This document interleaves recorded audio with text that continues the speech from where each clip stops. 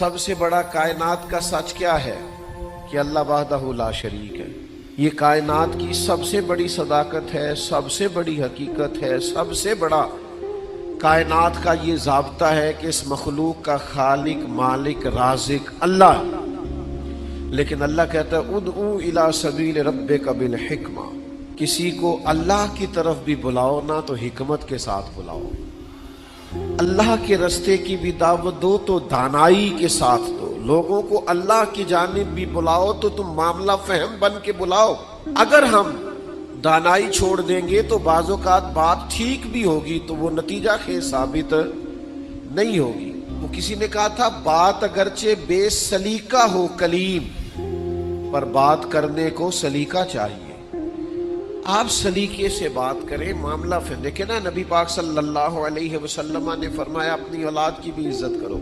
حضور کے مناسب میں سے ہے دانائی سکھانا، اپنی اولاد کو بھی اکرام سے پکارو، آپ ان کا نام بھی اچھے لہجے سے پکاریں، ان کے لیے بھی آپ کے لب و لہجے میں مٹھاس ہونی چاہیے۔ لیکن ہمارے ہاں یہ ہوتا ہے کہ بہت ساری جلد بازی، بہت ساری طبیعت کا الجھاؤ، بے چینی، بے قراری، ہر چیز کو سختی سے ٹھیک کرنے کی کوشش کرنا۔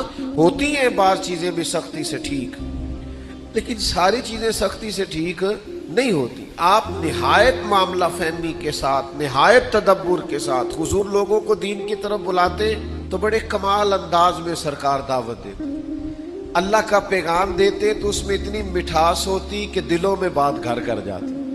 کچھ لوگ کہتے ہیں جی، وہ ان کا اپنا فلسفہ ہے، کہتے ہیں جی میں چونکہ سچا ہوں اس لیے کڑوا ہوں، میں چونکہ سچ بولتا ہوں تو سچ کڑوا ہوتا ہے، تو لہذا اس لیے میں لوگوں کو اچھا نہیں لگتا۔ تو میں ان سے کہا کرتا ہوں بھائی سچ نہیں کڑوا، آپ کا لہجہ کڑوا ہے۔